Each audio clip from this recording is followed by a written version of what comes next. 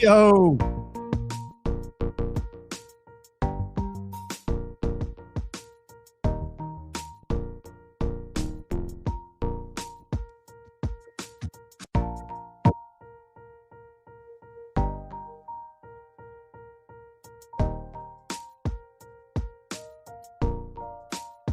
Yo. What is up, everybody?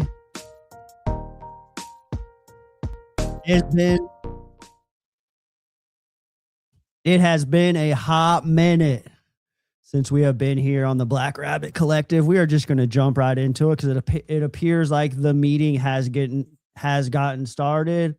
I have been busy, just rushed home from work to turn this bad boy on. I haven't even texted it out or sent it out to anybody, but the meeting, it has started. Things have been popping off over the last couple of weeks. They're working through the budget. They're trying to organize the new Jackson County Library. There is chaos ensuing up at the Jackson County Justice Center.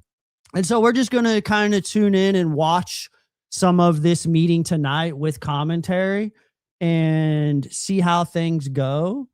And then I also will open up the lines, the rabbit lines, and folks can call in if you're tuning in or if you have something that you care about that's talked about today.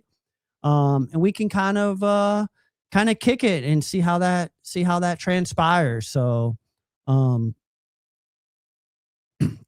give some folks a couple of minutes to get in here, and I'm going to just pause. I'm going to switch it to the meeting, and I'm going to pause for a second and send this out to a bunch of people so that folks know that we're on. So let's just fire up this meeting real quick. This is our time for you to make your statements and for us to listen. And with that, I'm going to do my best to not start and stop like I have in the past because this is live. We're live on live. Mr. Chairman, members of the board, Mr. Chairman, I might ask you to indulge me if I go over 30 seconds because I want to read this. I don't want people to be able to listen to it. So I'm here again about taxes. Taxes. I don't mean to be mean-spirited in any of the comments that I made. But does any of you remember the blog? This lady probably remembers. 1958, it was a science fiction movie about a thing that come to Earth in a meteorite. And then it started eating people, and it just got bigger and bigger and bigger and bigger. Love you too. You too. My point here is my opinion.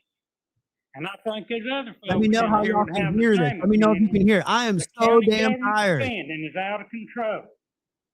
They don't have an unlimited source of income. And when House Bill 1089, if people don't pass it, they're stupider than a box of rocks.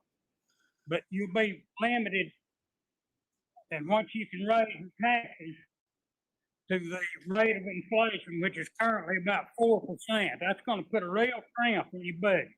Yeah, it is. Now, I asked Darlene Fonks for some information, and she got that to me today, and I appreciate that, Darlene. I'm still waiting on my most recent public records request that is over a week out. In 2015, Jackson County had 387 employees with a base payroll of $15.2 million. And those numbers have jumped to 468 employees with a base payroll of $26.1 million in 2025. And I assume those numbers, those are what you gave me. So I assume they're correct. These numbers do not include any school employees. That's right. Just because they gave them to you does not mean they're correct, Bubba. People that work for the county. That's Western Carolina may have more employees than that. I don't know. You're far away the biggest employer. Now, it would seem to me that a hiring freeze should be implemented. I just don't know how you justify that many employees. I don't know that you can. If you implement a hiring freeze, the only way you can hire anybody back is if through attrition. Somebody retires, somebody dies, whatever. Somebody moves off, you backfill that position. But no new positions whatsoever. All right? The taxpaying public should not be required to pay for services or projects that a limited number of voters will actually use. Tuning into the Black Rabbit Collective at 30,000 feet. There ain't many folks that have done that for us. Bobby, we love you. We love you. Well, you know, I want something too, but I don't get it. As a case in point, the aquatic center at Cullowhee ended up being several $1 million over budget. Now, I don't know the number, but I was told it was several $1 million over. Do you know how much it was, Kevin? It was over. That's all right. I'm not supposed to ask questions. All right. So, not only is it several $1 million over, the taxpayers will be saddled with the burden of paying for employees to operate, maintain, and repair this asset for years, for the life of the asset, which probably 40, 50 years. And that ain't going to be cheap. And when I was working for the Park Service, we had to be able to justify, if they wanted to build something new, you had to justify how much it's going to cost to operate and maintain that asset. If you couldn't justify that, then it didn't get built. There was also a request, and I sat here and heard that the other night. They're requesting $50,000 already to do repairs on that. I was told it's never been right since it was new. I don't even know how. I'm having trouble hearing them. I can't really hear them too well. They don't know. I mean, what, 3? That request was for the silver pool. Say again? Silver pool. The silver pool. That's the city pool, isn't it? Well, what? Okay. Mr. That's too You're much. way over your time. Well, dude. I've got another. Now I got a couple more paragraphs. Yeah, keep going, All son. right. Keep going, doggy. Keep going. Time, This is what I'm talking about. but I want to get it done this time.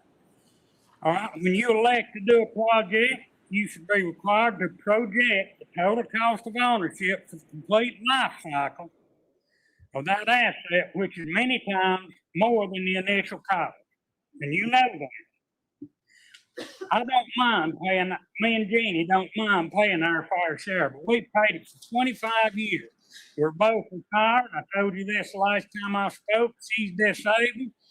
We're paying over $200 a month for taxes at the current rate. That's unacceptable. You know, our incomes are limited, but the only tax relief for retirees is life. Yeah, I've talked to Ms. Ice about it. You gotta be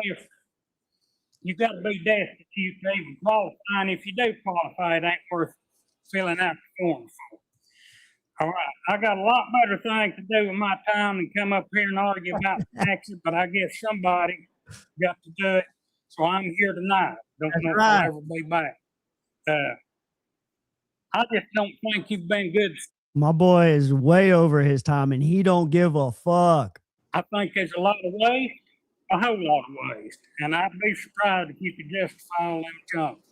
All I really want to do is sit on my porch or sit in my recliner, watch the bird, my dog, my cat, and my chicken, and like stay there till I die. But you know, it's out of control. You need to do something about it. Thank you for giving me the extra time. I hope everybody gets extra time. Hi, I also want to talk about the budget, and I think there are things that we all agree on. I think that you guys have all done a really good job at supporting our community and supporting the things that people need. You've supported our nonprofits, you've supported our schools, you've supported growth, you've supported the things that people want and need and ask for.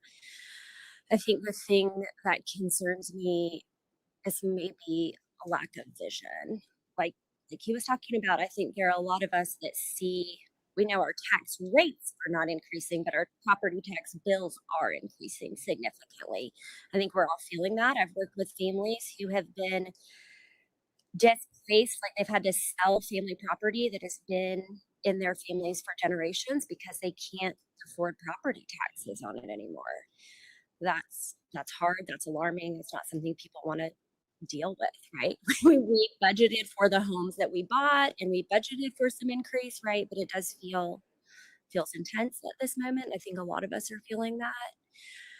But I think maybe we're lacking some of the vision. Like, I don't know what the priorities are when we look at it. And I think some of you have talked about finding waste. I don't think it's waste, right? I think it's different. I think it's a matter of what are our priorities and what are our goals for the commissioners, for the county, as we look at what the county needs, what are the priorities and what are the goals and how's that being laid out? And I don't think I've seen that, and I don't think I can detect it. Again, I think you're giving money to all the right things that need it, but I feel like a lot of us would probably appreciate some more vision and some concise. This is our 10-year plan. This is the goal. This is what we're working on, and for that to be laid out in a clear way. So, and some of you have talked about finding waste. Again, I don't think it's waste. I think you're spending money on good things, but I think it also gives the commissioners direction as you move forward, and you have to budget wisely on what can and can't be done. Thank you. Next up, Shout out to her children right here. Shout out to her children who helped me unload a produce truck this morning at like 10 a.m. Oh, here's my boy, Brian. Distinguished commissioners, my name is Jason Kamenker. I'm a citizen of Jackson County, and I serve as the executive director of Friends of Panthertown, a local 501c3 nonprofit organization based in Jackson County. So mic etiquette. Look at him. Ensuring the continued use of public meeting spaces in our libraries. Last year, Friends of Panthertown. Big topic on the agenda tonight. Access to those library meeting rooms. Partnership with the U.S. Forest Service to conserve Panthertown as a backcountry natural resource and to enable sustainable recreation. We serve over 75,000 visitors to Panthertown each year, and we provide free educational programming to our county. For over 2 decades, we have enjoyed the dedication and professional library staff, and we have used the many valuable public resources available at our libraries in Cashers and in Silva. These include the use of the public meeting spaces, conference rooms, and auditoriums, which we've used for our board meetings. We've used for committee meetings, strategic planning sessions, public information sessions, education programs, orientations, leave no trace trainings. We use the spaces at the library for our youth engagement with Boys and Girls Club and Big Brothers Big Sisters, and with our local schools and homeschooling communities. We rely on these public spaces and resources for the success of our mission. We utilize our public libraries regularly, and we wish to continue to do so without interruption. We ask that you please strongly consider maintaining the existing use policies and not to damage our ability to operate as a public service at no cost to Jackson County residents and visitors. And we have not asked you for any money. We certainly understand that the budget is limited, and instead we would like to continue to provide this. And we ask that you share the library spaces with us. Thank you for your time and attention. next up this evening is Kendra Presley. Jason's an awesome dude. Jason's an awesome dude. I approached Jason during the filing period and asked him if he would run for county commissioner, and he politely declined. To the Cashers community. Cashers, Hamburg, and Mountain Townships collectively generate more than 64% of the county's taxable property value. Yet when you look at where county dollars are being invested, it's hard not to ask, why are we even part of this county if our needs continue to be ignored? We've watched our county pool close, our tennis courts deteriorate until only one is partially usable. One of the two county playgrounds was torn down, and Blue Ridge has not seen a meaningful capital improvements since 2012. Meanwhile, the county has funded a $24 million aquatic center, $11.4 million gym and performance space at Smoky, another $2.5 coming up for the new athletic facility improvements, $5 million in greenway expansions, and now the additional request for 20 to 30 million for the new middle school project. This county has become remarkably efficient at spending money generated in cashers everywhere except for in cashers. And one of the biggest concerns is the Blue Ridge School project. You know, we were originally presented with a vision that included a new gym, performance space, additional classrooms, cafeteria, kitchen. Today, that project has been reduced to a gym and a kitchen. You know, Dr. Ayers mentioned at the last meeting that many students from Cashers would not want to attend the new middle school, and she's correct. We love our school, but that doesn't give justify neglecting our school while investing heavily down here. Over the past 2 years, Blue Ridge has lost its business CTE teacher as well as the entire middle school teaching staff, 4 positions. Yet only 2 middle school openings are posted at this time, and no CTE position at all. So where did those positions go? Where is that funding being redirected to? They spoke last week enthusiastically about how the new middle school will expand CTE opportunities for students down the mountain, but those same opportunities have disappeared at the bridge. If CTE is important enough to justify building an entirely new middle school, why is it important enough to maintain at the school that we already have? I guess we're good enough to fund the county's projects, but apparently not important enough to receive them. If the board chooses to place a bond referendum on the ballot for the new middle school, I feel it must include equitable investment to fully complete the Blue Ridge School project as originally envisioned and needed. And frankly, the opposition to that proposal from the JCPS leadership tells me exactly where their priorities are. And they assured you guys and us in many joint meetings that the middle school would not take priority over the schools that already exist. Yet here we are. Blue Ridge is not asking for special treatment. We are asking to stop receiving less than our fair share. We shouldn't have to fight this hard to receive a fraction of what we fund. Thank you. Next this evening, we have Antoinette McQuad. Let's go, Antoinette. Antoinette got passed up for the So first of all, library board first of all, position. I do know the blob. Steve McQueen was in it, and I want to. Oh, good. Thanks, Lindsay. And I want to thank Jason for his comments because that's what I wanted to speak about tonight. I am a resident of Jackson County, and but I'm speaking only for myself. You know that I'm involved with several groups here in town, but this is just me tonight. I want to address the unionization policy, which is on tonight's agenda, the new business. And my question at this point, will the proposed policy continue to allow the general public and community groups to reserve conference and board meeting rooms in the Jackson County Library and the public rooms in the Cashier's Library?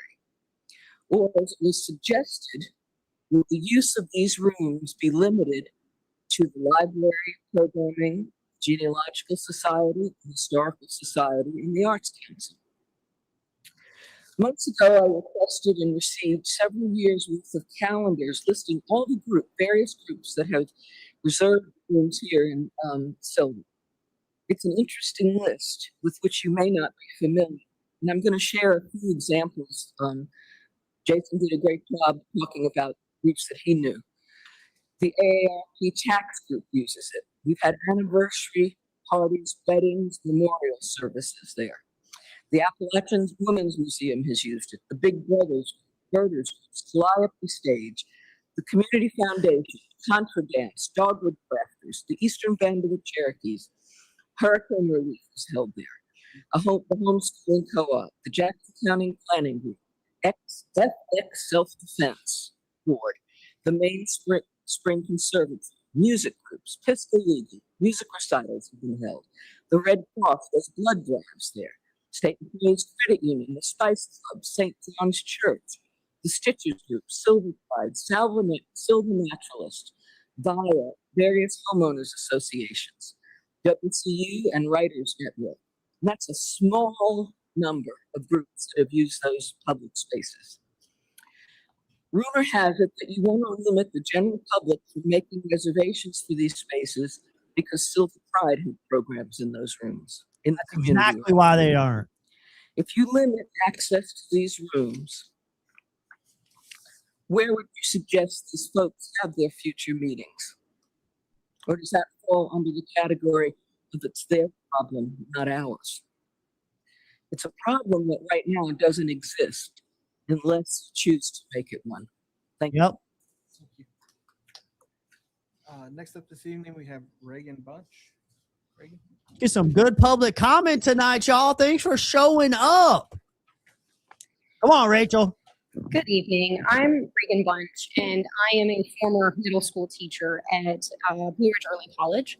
I taught English and social studies for 2 years, and I'm here to give a little bit of a personal perspective of why I am no longer working at Blue Ridge Early College. I graduated high school in 2021, and it's taken me 5 short years of adulthood to realize that I cannot live on a teacher's salary. It is far below my market value in the private sector, and I have chosen to leave. There are a few numbers I'd like you to remember. One is 2 of 3, one is 3 of 3, 44,000 and 50%. In 2024, I started renting the on-campus house at Blue Ridge.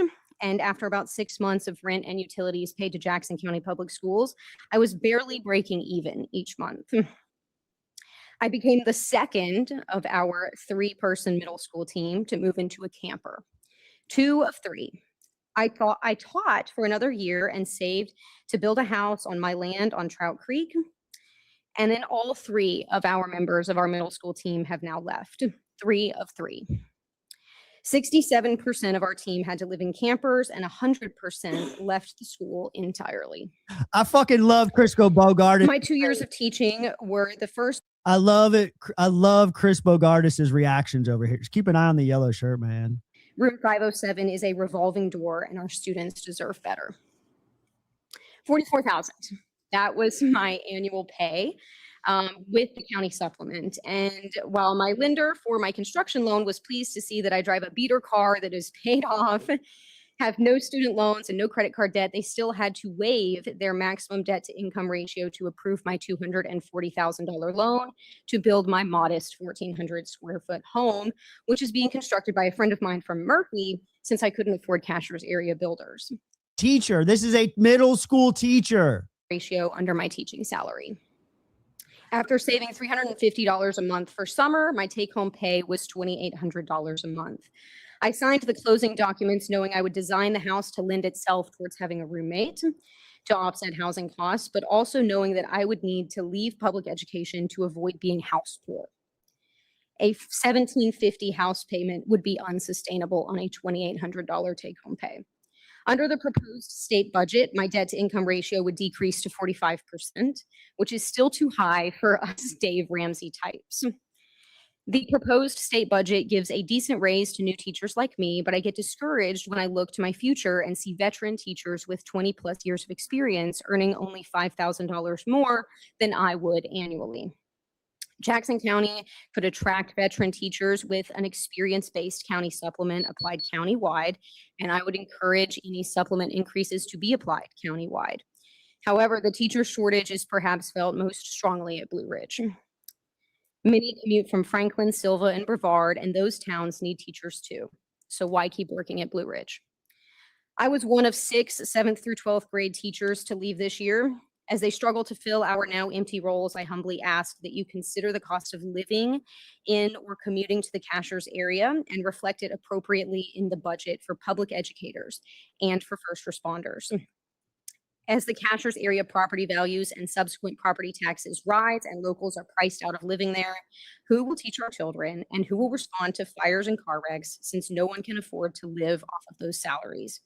All of our children's educators should be able to afford a house that isn't on wheels. Fucking A. All I heard them talking about them wanting to raise teachers' pay 3 to 6 months ago, way before they were planning the budget. Bryson always used to like chime in about it. Carrie sent one with several issues regarding the southern end of the county, and Jennifer Presley also sent one regarding Blue Ridge School and the projects. I wish that they would read the ones that get written. I mean, it's not that hard. It's a 3-minute thing. You should be able to read it. To our consent agenda portion. First up this evening is Ms. Fox and the financial report for May. May finance report. We're going to drop the volume down for just a second. Chairman, can you turn the audio up? I can't hear nothing back here. As far as it'll go. I think it's as far as it'll go. Look at her face.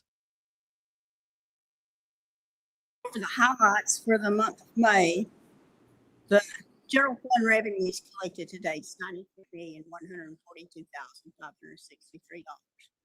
John Kubis is such a goober. Look at that dude. Look at that dude.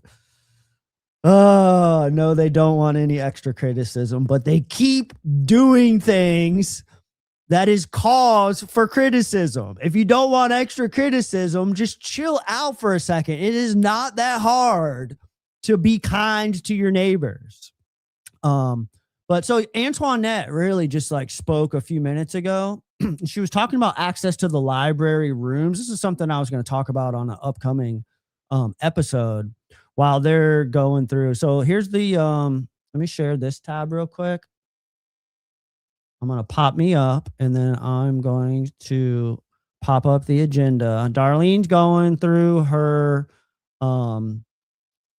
monthly finance report, and then she's going to have a budget ordinance amendments, which I'm not really sure what that's all about. It's not that hard to be invested in actually knowing the basics, and they can't seem to get it together. But Antoinette spoke about using those community rooms. And I just have to say that when I first got sober, we used those rooms as meeting places for recovery groups. We did refuge recovery, meditation-based groups in there, like 16, 17, 18 into 2019. But Antoinette is a like 30-something year retired librarian. She was on the FRL board, very active in the library. And Antoinette also lives in Jenny Lynn Hooper's district. And so during the last meeting, the Jackson County Library Board was formed, and each commissioner was tasked with selecting one person from their district to represent on the library board. And so I do just want to show you real quick the gentleman that Jenny Lynn Hooper selected to be on this board is Mr. David Parker. Okay. And so this is his, whoa, lost that. We're going to pull up Mr. David Parker's application because it is fucking funny, y'all. It is funny. I accidentally closed out the document, so bear with me, but it is like night and day in comparison. I could actually show you Antoinette's. I just got to scroll past their personal information because I have not cropped it out. So this is Antoinette.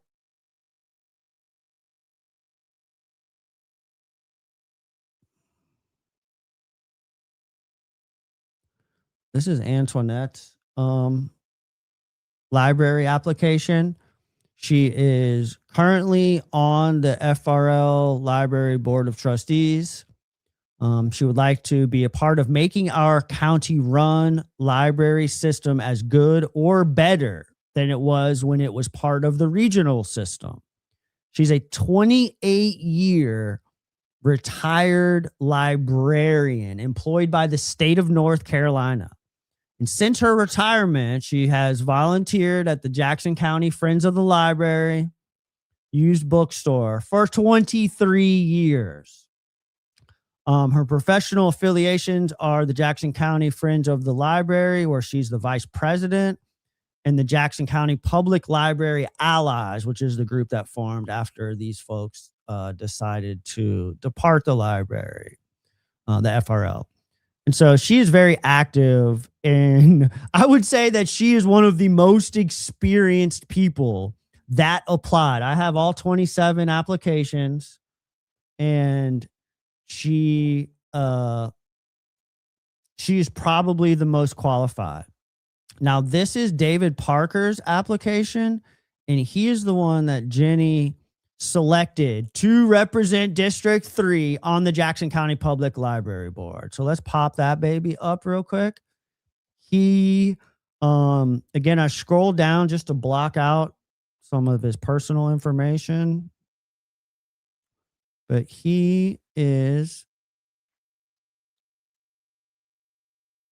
applied for the Jackson County Library Board. His interest is he wants the Jackson County Library to be successful in standing on its own. What does that mean, David Parker? What does that mean? What qualifies him for the position? So remember, Antoinette, 28 years in the state library system. His qualifications: avid reader, educated, 2 degrees. His prior public service is he's active in the Jackson County Republican Party, and he has no professional affiliations. Okay. That's the dude that she picked over Antoinette with all that experience, a lifetime of experience. Grant neighborhood revitalization funds through the Department of Commerce. We are using those funds to improve the infrastructure for Western Road project, housing project for the senior housing project coming up. In doing that, the state and federal government, the federal passing dollars to the state, so they require compliance documents to be approved on several different issues. So this is Mike Poston, and he's talking about the CDBG-NR compliance plan approval. I'm not really even sure what that is, but the library room utilization policy is coming up next. So just hang tight. It's coming up next. Plan is we are going to use our existing uniform guidance procurement policy, which is compliant with the federal procurement guidelines, and then our purchasing procedures that the county already has that are compliant with the state's compliance guidelines. So that would be the first policy that we have asked that you consider tonight. The second is a grievance 504 compliance grievance procedure. It is county is required to have a procedure to evaluate and investigate complaints dealing with American with Disabilities Act, Section 504 of the Rehabilitation Act of 1973. This basically states that how that grievance process would work. They would contact the county through Mr. King. Mr. King would assign the planning department, the planning director, myself, to investigate that, and then to do a written determination of validity and what the solution and resolution is. If for any reason the county's determination does not satisfy the complainant, there is an appeal process they can move through, and that just describes that process. The next one, Local Jobs Initiative, Section 3. This has to do with the Housing and Urban Development Act of 1968. It really talks about how local federal projects and dollars going for local economic benefit for low and very low income persons, how we advertise, contract or bids involving people, and letting folks know that fall into this low and very low economic outcome, understand that they have an opportunity for employment and or participate in the bid process. And it highlights how we will do that. And then let's see. We also have the Equal Opportunity Plan with our Civil Rights Act 1964, Fair Housing Act. And on this one, I do have, there was an error that I'll need to request that I'll amend. And it gets down to the second page right here. We talk about the 3 tasks we'll be doing. That's actually off of the older one. We've completed these. The main task that we're going to complete in compliance with fair housing is work that we're doing with our housing strategy right now and implementing those recommendations when they come to pass as we're doing through the community process. So I'd ask the board to make that consideration when they approve that amendment. And then finally, the language access plan. This comes to us through Title VI of the Civil Rights Act of 1964, which states that we will provide interpretive services, and we do have that through the health department. They use Bruce Lingo, and we have an ability to help folks with translation services, and that's what this policy really discusses. And then, of course, there's a complaint procedure if there's a feeling that we've not fulfilled that obligation. That's the highlight of the plans. Just a reminder, I see folks engaging in the comment section right now. If you are tuning into the Jackson County YouTube page or interacting with them on social media, all their comments are locked and shut down. You cannot leave a comment on any of those pages. But when you tune in here with us, you can give the commissioners feedback right here in our YouTube comments. And believe me, these fools are watching. And is there a motion to approve it with the amended equal? These fools are tuning in. So you leave a comment in this YouTube, they will see it. Jenny's wearing just a blue shirt. I think we could probably approve all of them but 4D until we see the amendments. Okay. What's in the only thing that's different on 40. Also, Jennings opened up his mouth a whole lot 2 weeks ago or a week ago during the emergency budget meeting. And all of a sudden he got the dress code message. He's wearing a collared shirt, very unlike Michael Jennings to wear a collared shirt. That means he means business tonight. They're up to something if he's wearing a collared shirt. I promise you that. Okay. So I guess we'll see this on next meeting. You notice the pattern. The pattern is they push it out. They push it out and they push it out until the deadline. And Kevin King's sitting right there in front of him and says, you can't push this out any further. With every topic, with everything that comes to light, they just want to push it out. I don't even know what this. Second. All in, well, do we need to take a roll call vote, Angie, or can we do this? Okay. All in favor? Aye. I'm not sure what this compliance plan approval is even about. Oh yeah, they definitely do, sis. They're definitely watching. I'll show you something. Jenny Lynn Hooper liked a video that I posted that was making fun of her poor attendance. She went on Friday and liked that video on my page. Why? I'll second that.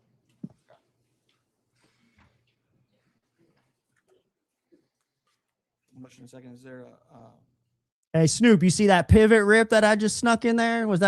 You see that pivot rip? now to our fiscal year 26-27 budget ordinance and So, I just kind of wanted to reframe and go through the process that we've done, look at kind of what this board and the previous board have put in place. And so I want to just read a statement kind of a guideline here. Just looking at the accomplishments that have been achieved over the last few years, the county is taking on projects that will have lasting impact on the community and benefit future generations. Some of these projects have been discussed for decades, while others resulted in investing in different parts of the local economy to help Jackson County grow and thrive. The first one is the courthouse renovation project. The courthouse renovation process is something that has been talked about for many years. As the court has grown, so has the need for additional courtroom space. At one point, our chief superior court judge gave a judicial order to expand the court space because it was inadequate. Most of it is for family court, trying to keep kids and let kids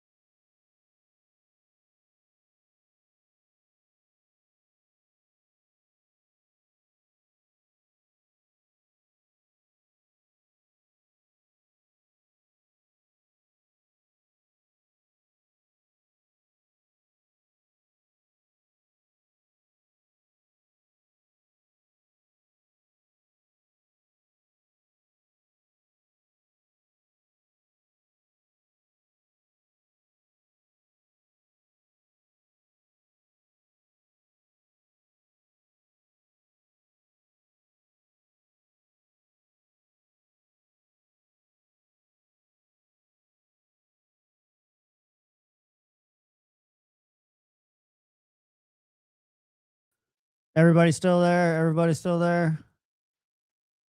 The feed dropped for a minute. Are y'all still there?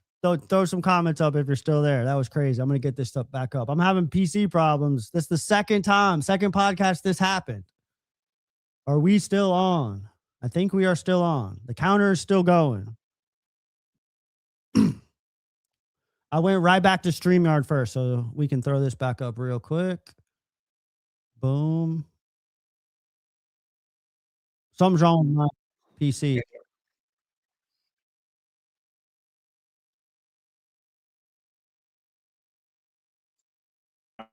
This is kind of a response from the reduction in the amount of slots in Jackson County. So we are trying to solidify that the issue. So Because people were having to quit their jobs. they were having to quit their jobs. So it was a big investment. About $1.8, $1.9 million toward that between the two. We're working with the state on the procedure to get that one in the Webster community fully functional. So the Public Safety Service District, this was kind of a issue that was happening, I guess, over the last several years about the inadequacy of how that Cashers community had a separate tax, but then we're also funding from all over the county, all the other fire departments. So with this example, we've added 1.225 million going back to the Cashers community that was part of the Cashers separate tax. So it actually works out better. It eliminates that double taxation issue that has been going on. But this board did that as well. The recreational development, one of the things I think in 2020, the voters voted for the aquatic center. And so with that, the board at that time had to raise the rate 36 to 38 back in 2021 for that $24 million project. And yes, it is up to the county to keep it going, and it does cost a lot of money to run it. By the time we do staffing and keeping up just the building, just the power bill is expensive. So What year did you say was it 2020 or 2021? And the people voted on that.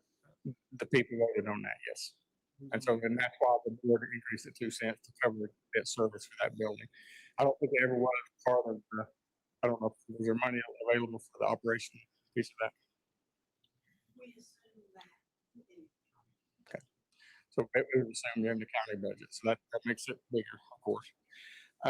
Center for Domestic Peace is also an initiative. $5.5 million was built, was paid. Now we have to fund it.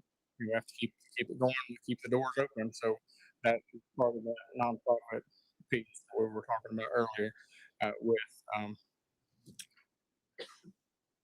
the Center for Domestic Peace. Education, renovation, expansion, of course, historic.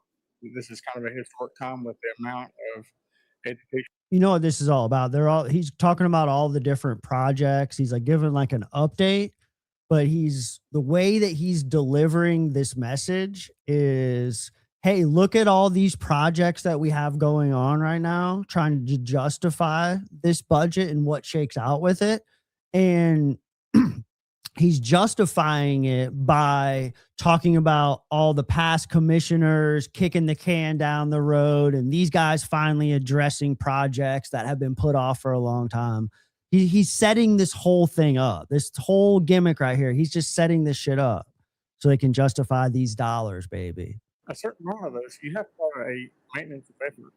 I mean, we can't, if you start putting back in certain places, you're not just going to affect the county piece. Come on, Brad, wake up back there, doggy. There is a rhyme to the reason on how you go through a budget process and why it takes so long. There's thousands of hours that goes into this budget. It's not just something that we set up here and do for 5 minutes. It's literally thousands of hours between all of us. And so, when you look at page 10 of your budget, that kind of gives you a synopsis of exactly where all this money comes from and how we have to kind of allocate it. There's some departments that make money. Register deed, for instance, they're over 109% actually making money coming back into the county. And so it's from that standpoint, I don't think we're looking at it, I streaming, know we had a even lot though of it shows. dialogue last time Okay. about the budget and kind of looking at cutting taxes or cutting services, cutting the amount of money in the budget by 5%. We've got 1.296 million out of the budget already. That was less than last year. Okay, if you look at just taking 5%, you really have to take all of those factors into play. That motherfucker is sweating right now, yo. For each one of those segments to know how it can affect you in the end. And so, and I'll give you an example. I think the consensus was from the board that you would take all the nonprofit organizations, each one of you would put a number down, and you have the average, which y'all have a copy of that I provided for you. But what you don't understand is that everything that you do, the average is some decrease, right? And I'll use one example: a nurse family partnership. All right. The first nurse family partnership was $25,000. We funded it from the beginning. That is a matching dollar amount from Jackson County. Okay. If you decrease that, all I can do is services. What that does is that nurse family partnership is for new mothers having children. So it's for people that don't have family members or don't have people that they can go to and get resources on how to be a parent. And so when you do that, it's going to affect those people because we're talking about real people. And so just that's one example on the He's talking about real people. The motherfucker's sweating. You're about to see that sweat coming through that shirt any second. on that one sheet, if that's what you want to continue doing or if you want to do something different. Anyway, but if you're looking at it like across the 5%, which is easy to say, but it's really hard to do, when you really think about it. And now he's going right at Jenny. One of the things, of course, our biggest asset is our employees. We have a hard time competing. Where another county is going up 7 cents on their tax rate and giving a 10% raise right across the border. Don't forget about my boy Bogardus over here. Keep your eyes on Bogardus's reactions. Bogardus for county commissioner 2028. But we do have a reduction in force plan. And you can look back at the last 2 years. I've provided you a list of 25 positions that have been added in the last 2 years. It would say $1.87 million. That's nowhere near the $6 million you need for a 5% decrease. So the other part is also if you wanted to include the public safety. Okay, so last year we added 8 positions in the Quala district for the Quala Fire Department. Incoming voice call But from Mitch Taylor on you do, Invisible. you increase it, if you take away those positions, well, people in the Whittier area's homeowners insurance may go up, right? Because they may have a different class on the fire coverage. So you kind of have to look at all of it. This is what I'm trying to get at. The other one is, which is out of ARPA funding, is the body cameras and the tasers and cell phones. We have to keep our employees safe. I'm not suggesting taking it out. I'm just saying we spent $2 million this year for those safety protocols. Okay, but those are examples. That would get you to like 5%. Okay. Anyway, going back to kind of just the budget itself, looking at it, and I want to take this here. If y'all are satisfied with the averages, that's what we placed in this budget ordinance that you've got in front of you. Some of them have worked out, and some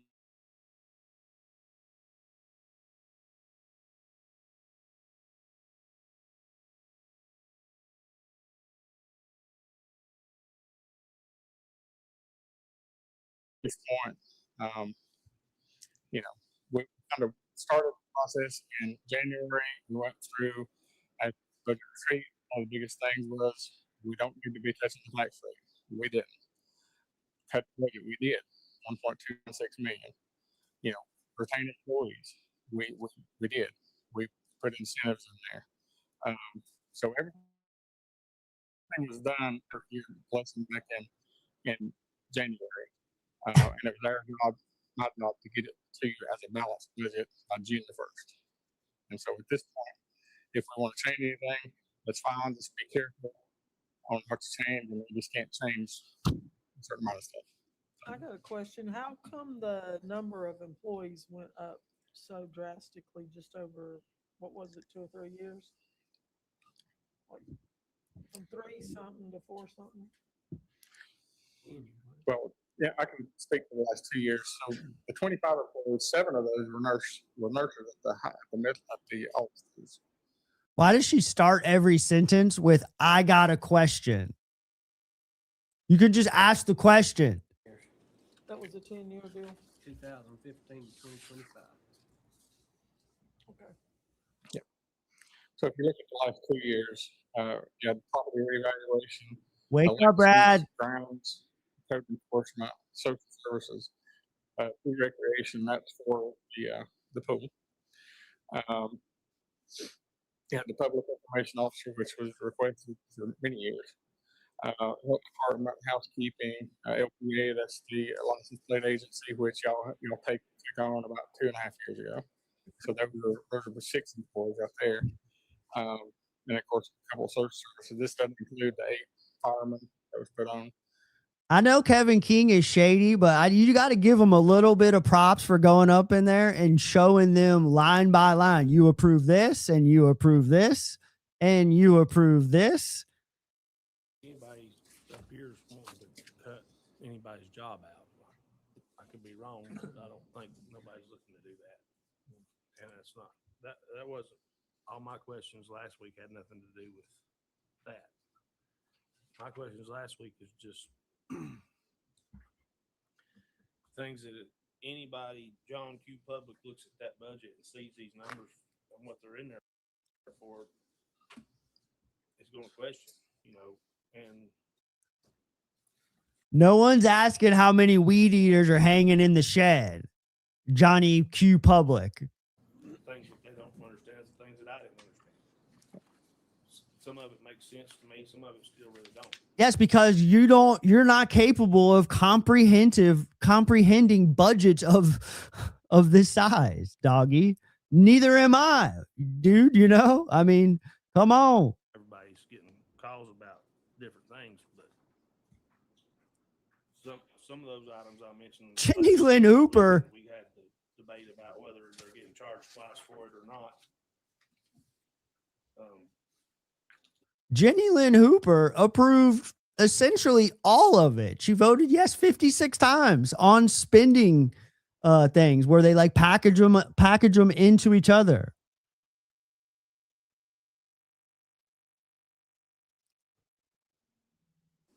What calls? And then the next year, all right, in the 4th year it's ball. How is that not charging people more for it, more than once? That's what I don't understand, and I don't think anybody understands. Because you're not capable of understanding budgets, homie. You are not capable of understanding the numbers. That's why. I mean, when we start the budget process, we're 18 months out, right? Because you have to think about it. You're looking ahead. You're trying to predict.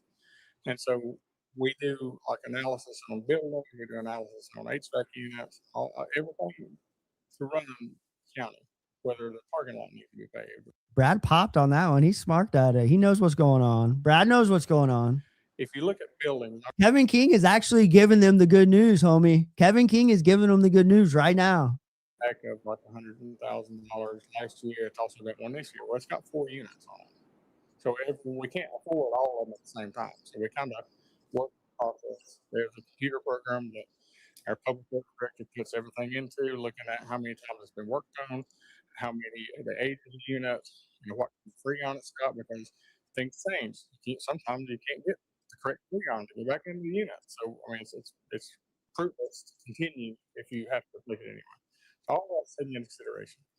If you look at like placeholders out of CPR, the Conservation Preservation Fund, you are basically it's a fund just for recreational uses. So we may reallocate $50,000 for land. We may not use it, but all that's going to go into the fund, right, for additional stuff. If you look at, it's a budget. It's a funding plan. When we get into it, we might spend more over here than we do here. So that's how we do budget meetings, either internally inside the department itself, or throughout the county. So that's what Berlin brings you is budget. At the end of the year, you're hopeful that, we're being very transparent and frugal with taxpayers' money. It's a managed approach. So it does look like a balance. But the board in the last 2 years, we spent almost $10 million of that unused money. So it just wasn't used for that particular purpose at that particular time. You see what I'm saying? So that's kind of where, and if we hadn't had that, hundreds, we would. Bro, he's shaking. He is shaking.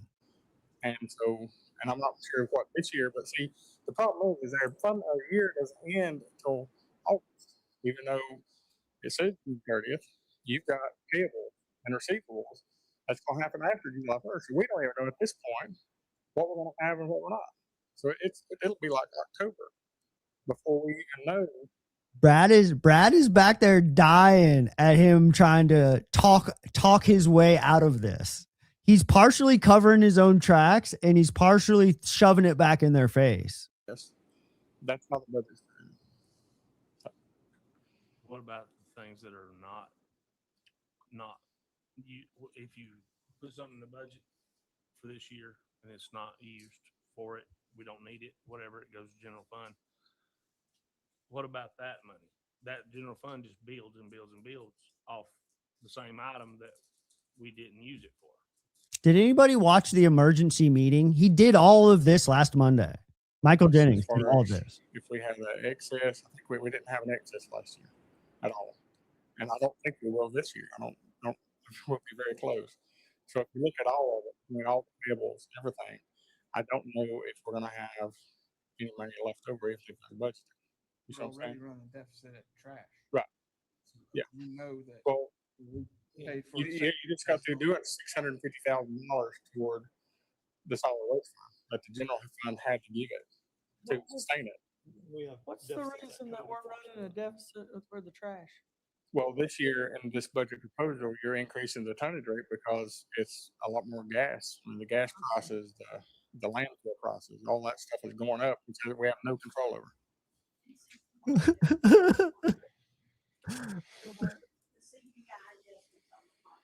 What's a CPI? Consumer Price Index. Gotcha. What's a consumer price index? Yeah. What?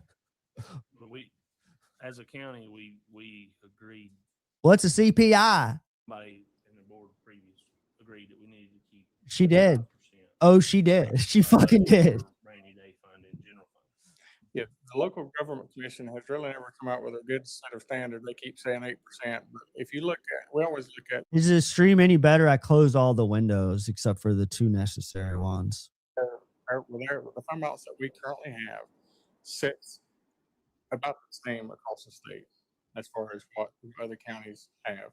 Now, this board has the 25% threshold, which ends up being around $27 million total. But you think about it from a standpoint of that's 3 months of operating. If Helene had to come through here and hit us like it did our neighboring county, we would be having a whole different conversation right now. I mean, we would be, you would probably hit 25%, if not more, and less, if that had happened already. So it's good. You think about it from your local, your personal, and your checking, and your savings account. Brad ain't buying this shit. He crossed his arms and his leg. He ain't buying this shit at all. $1 million budget, and you're having to keep all these programs going because it's not just the employees, it's all the nonprofit. I mean, think about everything we fund. Cut nurses, where are they going to go? Exactly. You're going to go to the health department, so that's going to impact that. Yeah. I mean, there's already a nurse shortage. Yeah, we can't hire. It's hard for us to hire nurses with the current salary we're paying. And it's like that in every county. Every county's having the same issues about recruitment. Are y'all having as much fun as I am? Should we do this for every meeting? I really want to do this for every meeting. Just Tuesdays are so hard for me. Darlene, how much did our general fund buffer drop over the past year? I think it was like 39%, and then it dropped down to 36 or something like that. The end of 2025 is 41%. 38. Okay, so we've lost about 3%, 3.5%. So that balance is coming down because we're spending more money. On the people. Yeah, that we're spending on the people, but it's money that we're. No, you're not. But we're getting it back through taxes for the people that we We pay. are, but the overall fund is not building. As you see, it's come down over 3% in just 1 year.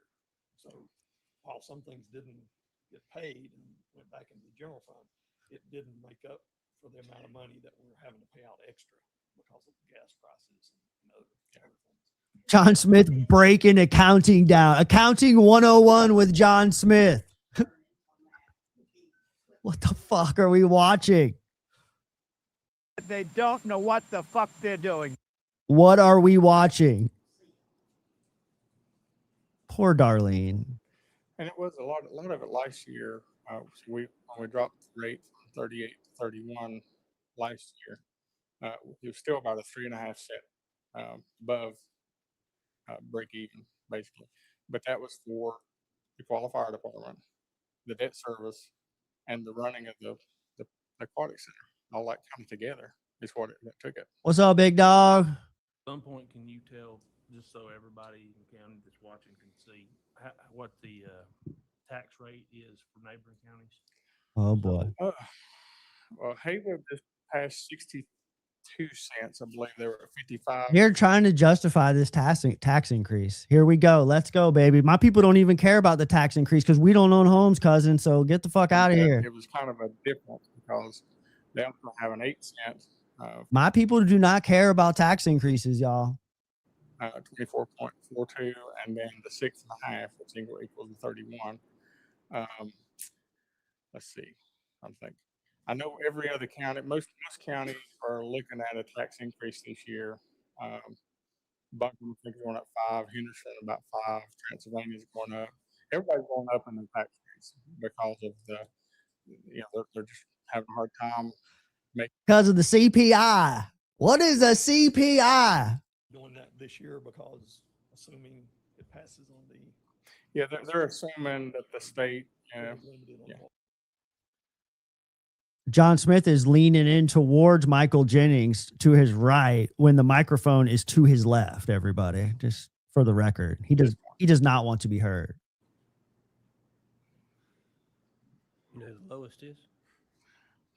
Carteret.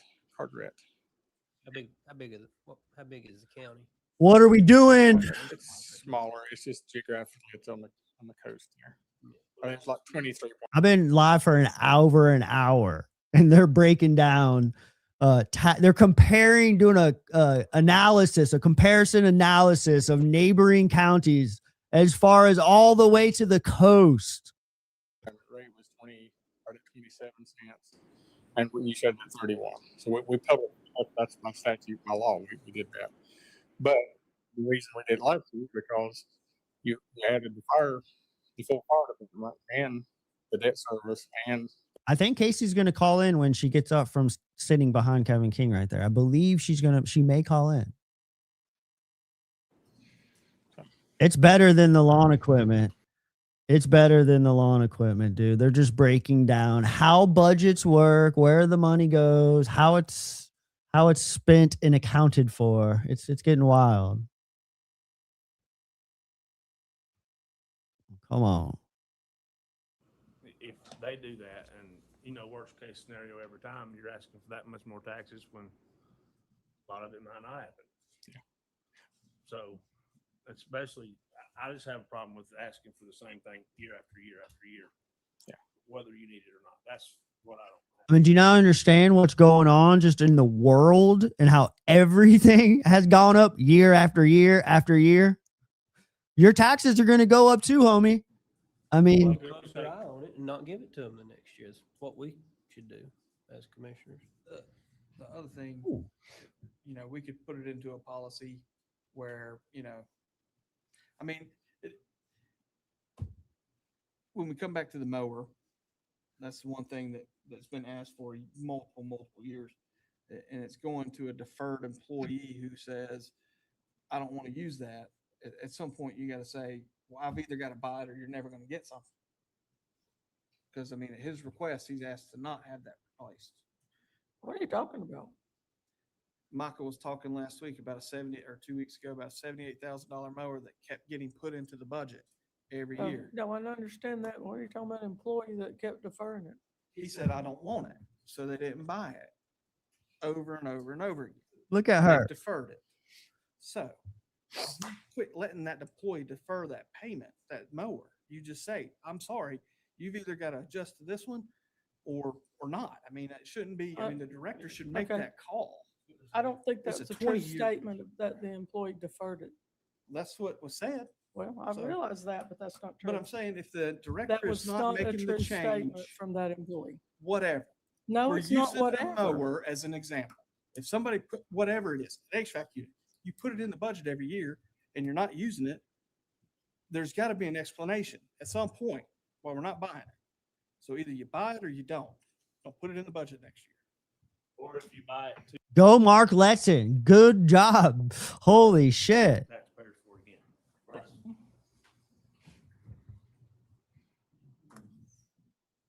Fucking A, Mark Letson. Let's go, baby. Is there a motion to approve the budget as presented? Fuck yeah. So moved. And a second?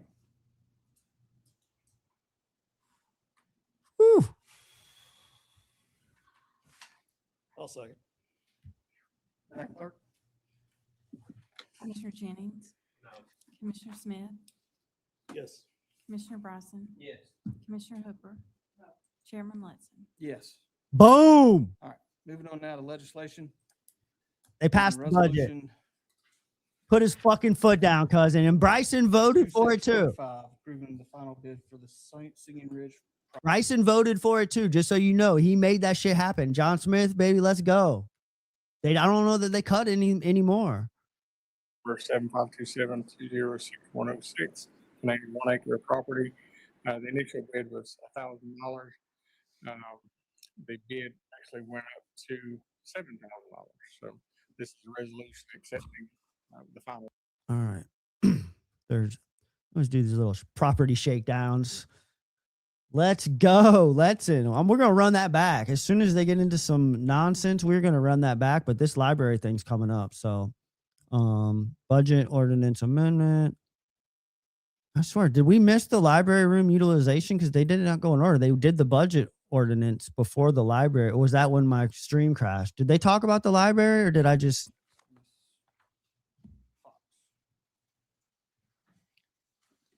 This resolution is to close out the indoor pool facility project. The project total amount of expenses was $24,574,261.02. That's this amount right here. Right there. I think that they skipped it. Look at this real quick. Just real quick.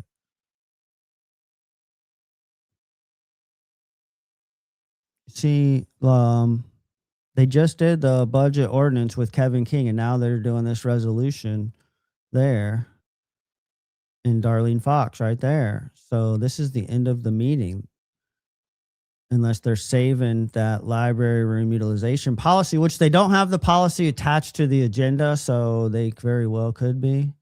Let's pop back over. It was on for recreation. It has to be used for that purpose. No, it was like 1 minute. Is there a motion to approve resolution 20? I swear I was down for like 1 minute. I jumped up and turned the computer back on. The computer just shut itself down. Snoop, we got to work on that, man. We got to get a new setup here because there's just too much going on right here on this desk. Chairman Letson. Yes. Thank you. With no one from the press this evening and no need to go into closed session, is there a motion to adjourn? So moved. And a second. Absolutely. They can't get the fuck out of there fast enough. Let's watch this. They're going to cut it fast. Yeah, they cut it. Oh my God. I wish we were down there. Jenny's so mad. Michael Jennings. I know that they did cut a little bit of stuff. But I don't know that they cut a whole lot, unfortunately. We're going to roll the tape back. I'm not shutting this off right away. I'm going to wait a couple minutes to see if anybody that's down there might call in. And then also I want to roll this tape back of Letson fucking giving it to her. But let me just try to Yeah, it's that policy is not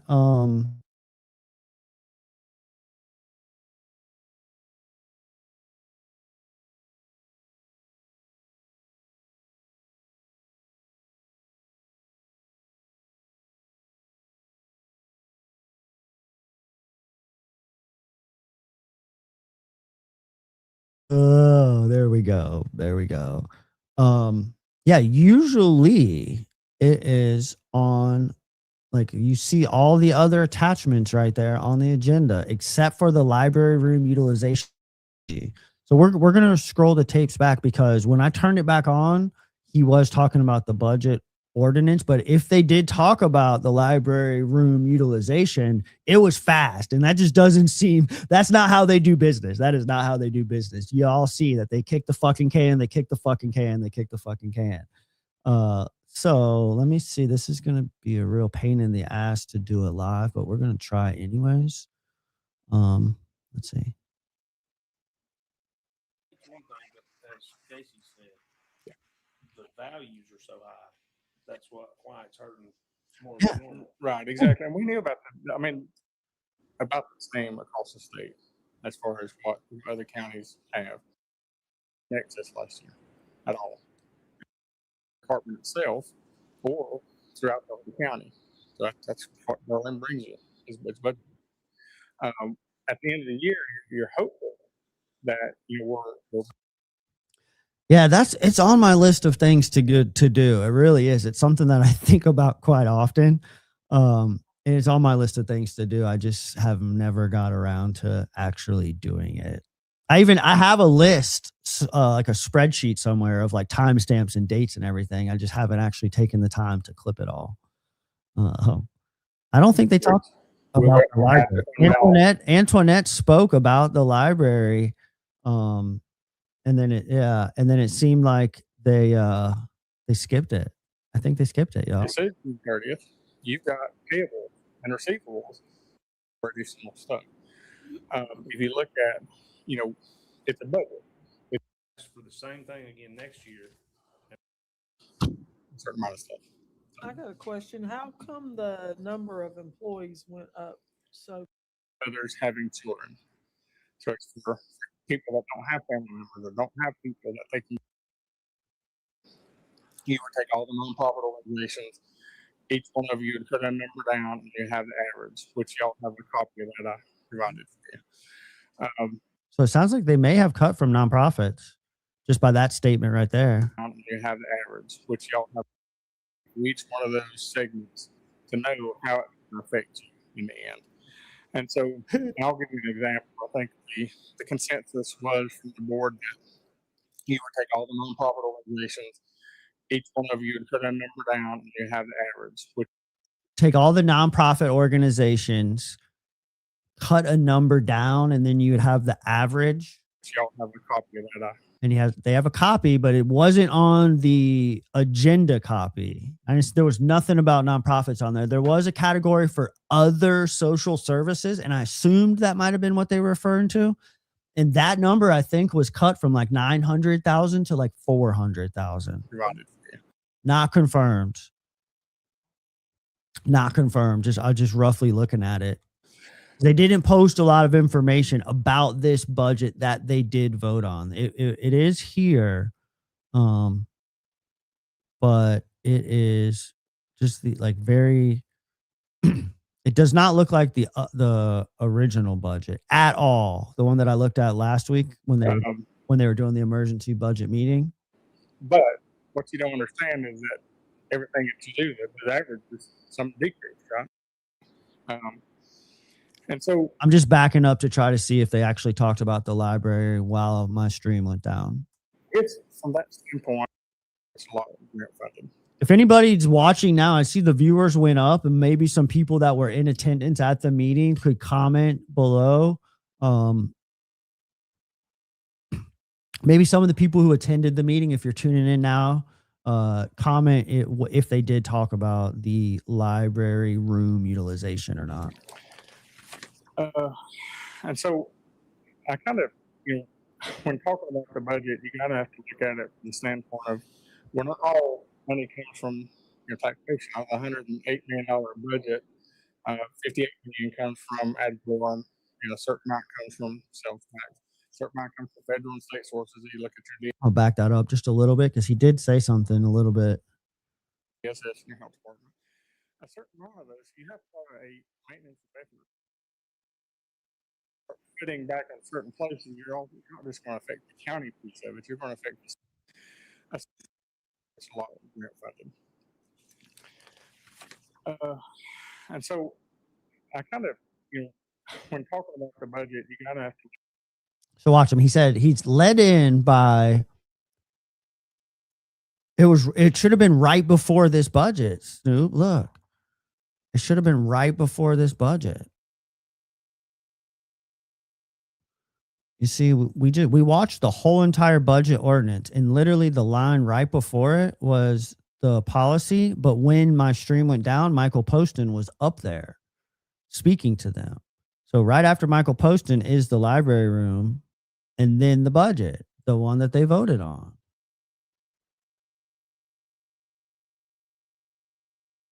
Look at it from the standpoint of, well, not all money comes from your taxation. What did he say? Listen to these like words right here. I can't make out what he's actually saying. $108 million budget. When talking about the budget, you gotta have to look at it from the standpoint of, well, not all money comes from your taxation. Out of the $108 million budget, 58 million comes from ad valorem, and a certain amount comes from sales tax. A certain amount comes from federal and state sources. You look at your DSS. I can't understand what he's saying.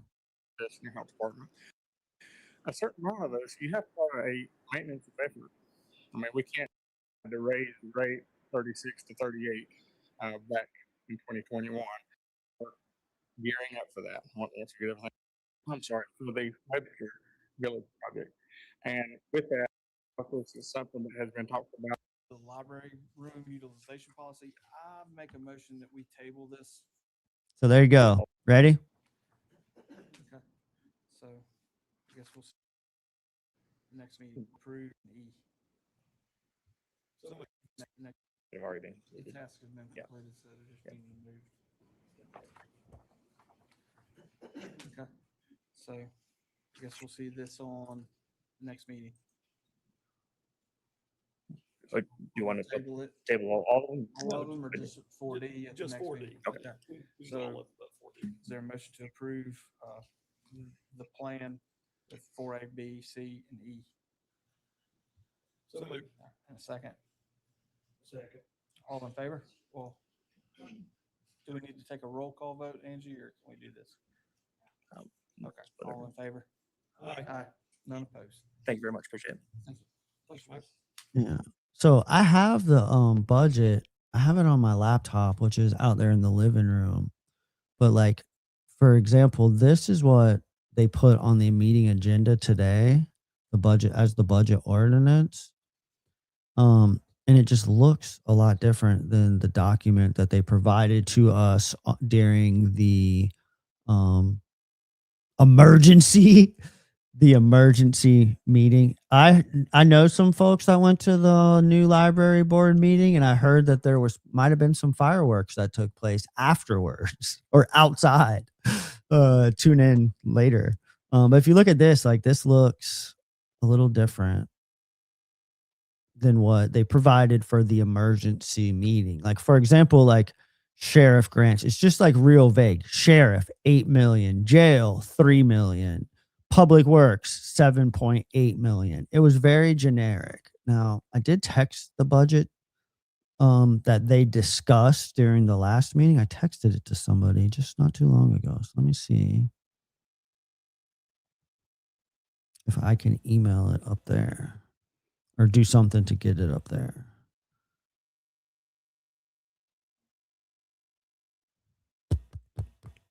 My computer is screaming again, y'all. It's time to upgrade this bad boy, Snoop, and I'm going to need your help trying to decide. This is a standalone Like the only thing this machine gets used for is clicking live and going live. I do not use it for anything else. Everything, all the other work takes place in a different room of this house. So I'm going to show you the two budgets, Eden, for just a second, because they just don't look like anything. And I did try to like compare them, and there was like, you could see some stuff, but I couldn't really see a whole lot of cuts. And like the closest thing I could find was nonprofits being cut. It seemed like nonprofits could have potentially been cut. Like overall, the general, all of nonprofits might have got cut like $500,000, but who am I to say? Because I'm not an expert, nor do I pretend to be Michael Jennings, Jenny Lynn Hooper, at all. So, all right, I sent that budget up there. So there's that. This is what they, Tower of Power. So this document right here is what they posted, whenever they posted the agenda. I want to say it was like Friday. They usually do it on Friday so they could go home and not have to answer any questions about it. But it's like kind of, I don't know. There's stuff there. You see like social services, other services, social service admin, Indian res. I just don't know. There's $8 million of admin social services and almost 3 million, 2.6. I don't know. This is what's on the agenda. This is what they approve. This is what they voted on tonight. John Smith, Mark Letson, and believe it or not, my man, Todd Bryson. I heard you might be interested in chatting, Todd Bryson. I caught wind that you might be interested in chatting. The rabbit lines are right there, dog. You can text me at any time, any day, and we will set up a conversation, dog. I would love to talk with you. Just real general. I would love to get to know you, bro. So let's go, man. But this is what they sent me. What am I looking at here? Let me pull up they didn't give the schools their ask. We're being possibly told. All right. So that was what you saw. This is what we saw. And we could scroll, Snoop, we can scroll down to schools here and see what's actually in here for schools, if it's actually true or not. I hope there's like a section for schools. Also, it's not in alphabetical order in any type of order. These lists, like liquid supplements, $750. Now, did Michael Jennings grill anybody? Emergency shelters. Yeah, I did. There was a line item on there. Emergency food and shelter is $11,800, and I don't know where any of those resources go if they cut all the funding to here in Jackson County. I don't know where they're spending that $11,000 for, unless it's just just in case a natural disaster may happen. But anyways, this is what it looks like. We're going to keep scrolling. I mean, it's long. They got some stuff in there, but I couldn't really find much about. There's the 108 million. Okay. I guess we could just compare the totals. Now, here is the agenda that was posted, made available. I'm not sure where that related to the emergency meeting. Okay, there's a cover sheet first of all. But you see, you got like line items, you got departments, you got like identifying state code numbers, which I've read today that's important.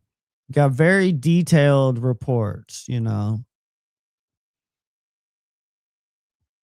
very detailed on where all that stuff is going.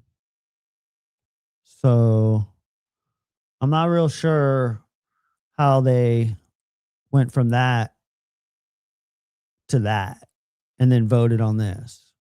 I'm not real sure. Like, I don't know. Help me out with like what could be the logic behind that? Like, what is the intention? What are they trying to do? Are they trying to like hide the cuts?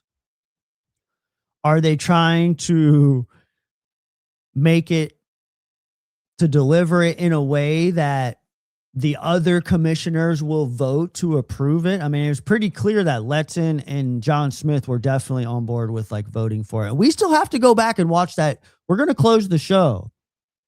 I'll email them to you if you don't have them, Eden. I'll send these an email. We're going to close the show with that little back and forth between Mark Letson and Jenny. Mark Letson, there's the number. I heard you might be willing to talk, bro. You can call or text me any day of the week to get a conversation started.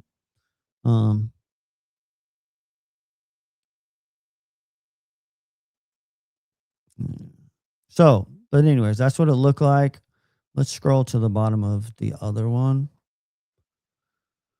And then we'll wrap up with it was fun. We could do a printout version. A lot more detail. I mean, so much more detail. So much more detail. Yeah, see, they don't have a total on there. They have it all broken down. This thing's going to shut down soon. Let me close some windows.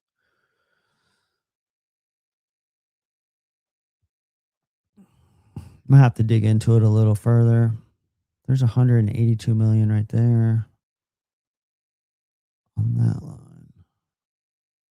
182,000. Yeah. Capital improvements. Yeah.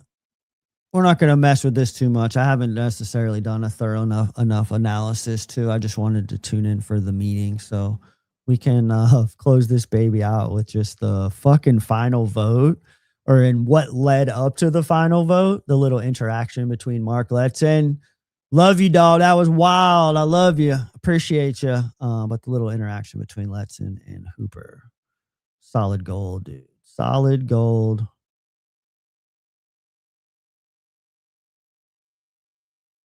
I just have a problem with asking for the same thing year after year after year. Yeah. Whether you need it or not. Let's That's go. what I don't have. Y'all, we're wrapping after this. We are wrapping after this. And I can agree with you on that. And if We're wrapping after this, and when next episode, when we come back, we'll have a crystal clear stream. We'll have a new PC or something. We're not gonna do this shit over and over again. the departments don't use that, keep a closer eye on it and not give it to them the next year is what we should do as commissioners. The other thing, we could put it into a policy where, I mean, when we come back to the mower, that's one thing that's been asked for multiple years. And it's going to a deferred employee who says, I don't want to use that. At some point, you got to say, well, I've either got to buy it or you're never going to get something.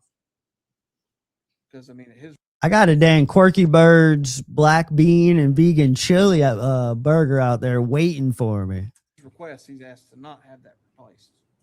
What are you talking about? Michael was talking last week about 2 weeks ago, about a $78,000 mower that kept getting put into the budget every year. Hello? Hello?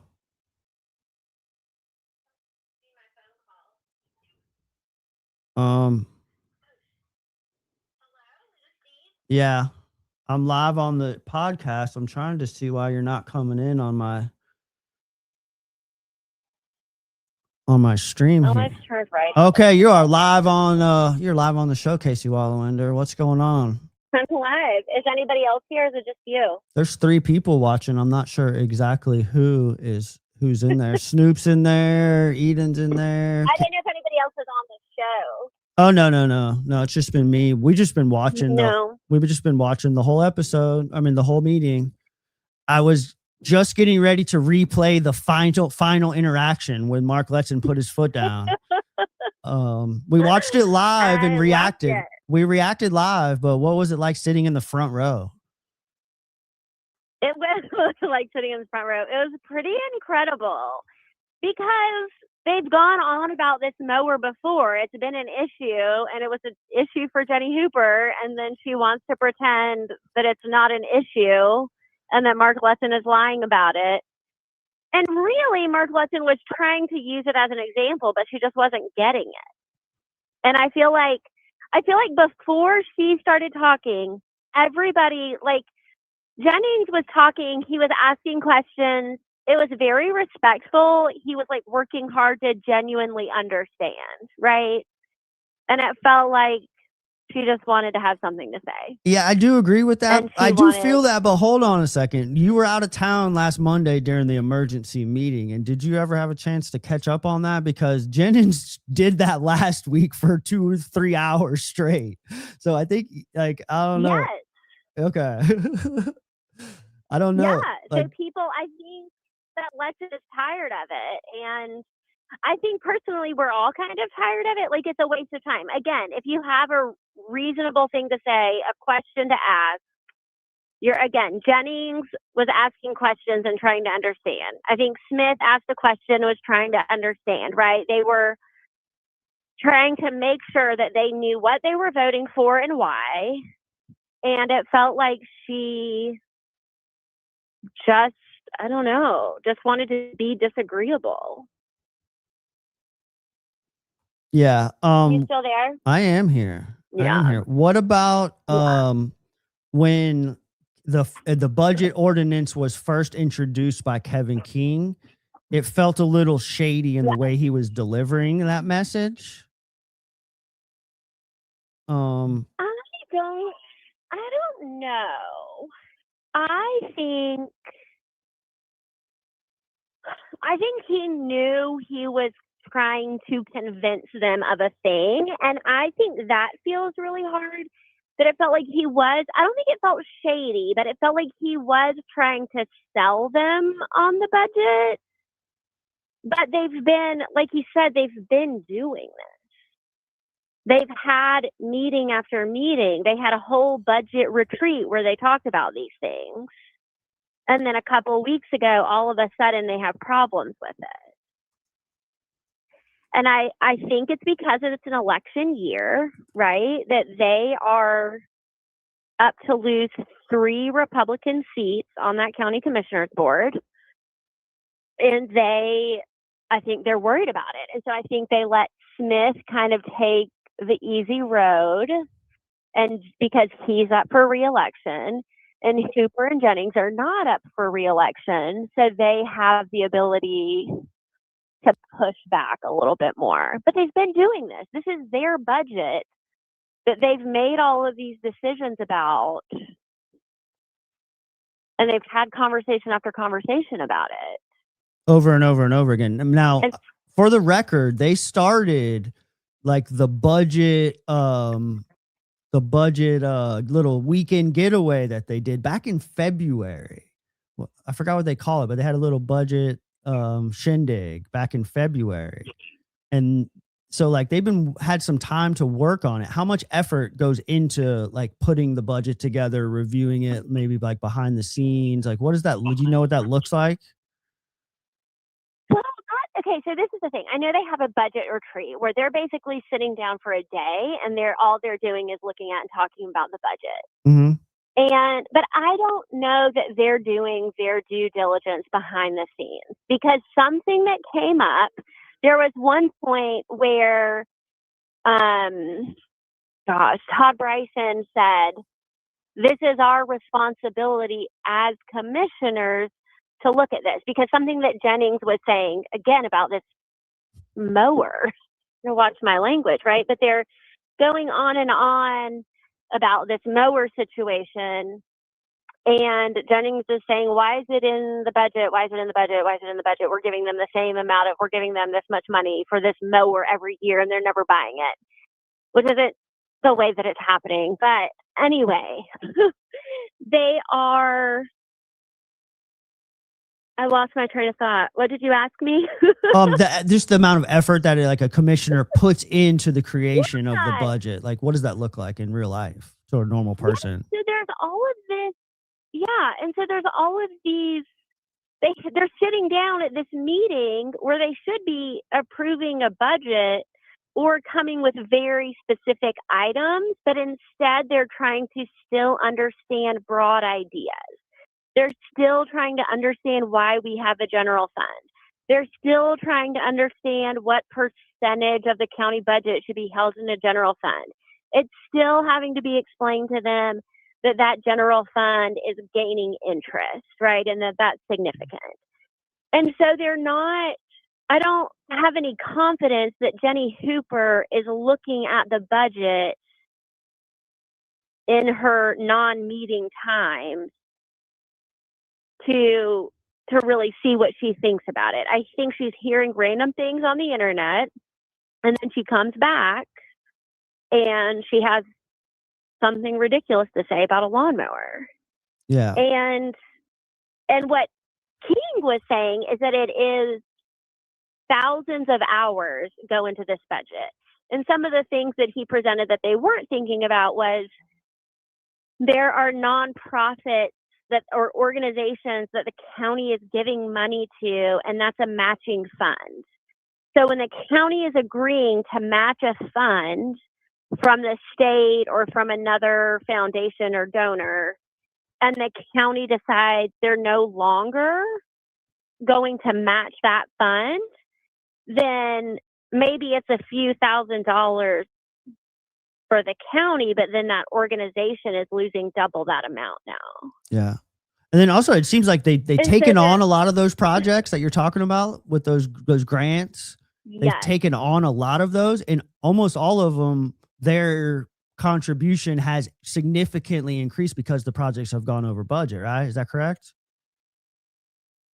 Yes, my understanding, right? We look at the schools, you look at a lot of other things that are happening, and things are going over budget. And that's why, again, I feel really strongly about where is the priority list. Like the same way, I mean, my budget at home is like hanging on by a shoestring, but ideally, That's the when things that's are the going budget. well, That is the budget of a county commissioner that we desire. yeah, like I think most of us are, like a lot of us in Jackson County are living that way. And so, but the same way we have to prioritize things, right? It's like the same way we have to prioritize what needs fixed right now, what needs fixed later, what can we spend money on? Can we go on this vacation? How much do we have in savings? What are we doing for this? What are we doing for that? Right? It's like, oh, now I need a new car. You have to make sure you have money to budget for your new car. You have things that come up that are unexpected, right? And so it's like the same way that we should be doing that as individuals and that we try to do that as individuals, our county should be doing that. But it doesn't feel like there's a priority list. There's not like, where's the 10-year plan for Jackson County? Because we have a lot of projects right now that are going to take a long time. What And long a lot past? of projects that we're putting money into, Yeah, long past these Go ahead. commissioners.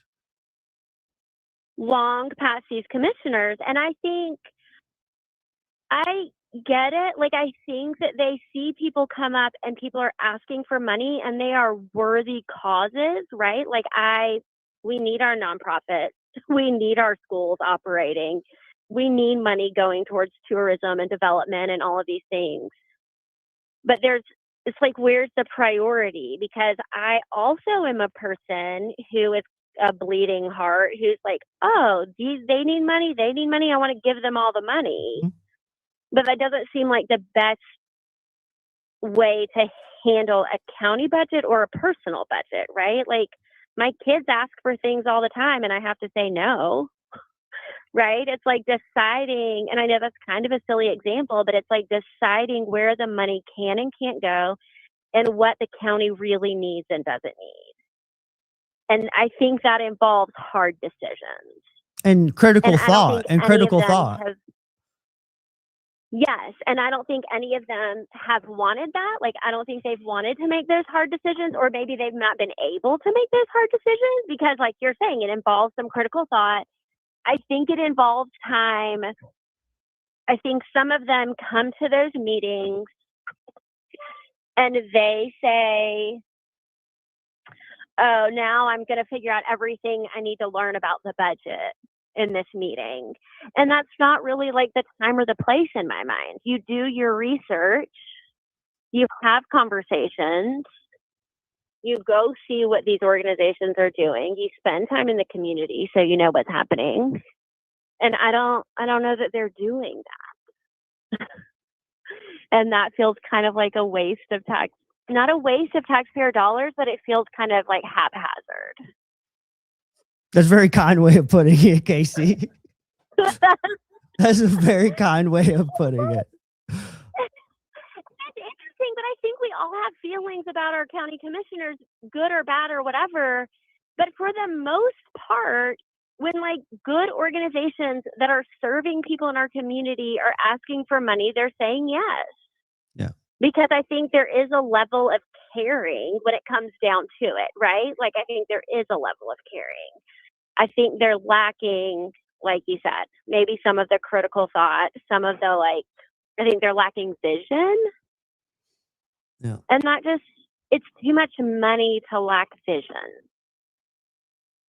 Have you I could just like go on and on with questions about these topics. Yeah. Like the first thing that came to my mind is, have you put any thought into ways to generate revenue as a county commissioner, like outside of the box ideas, tourism related or not? Like, what are we doing right now that generates us dollars that we could do better at? Do you know what I'm saying? Yes. Because I think there's honestly opportunity. Yes.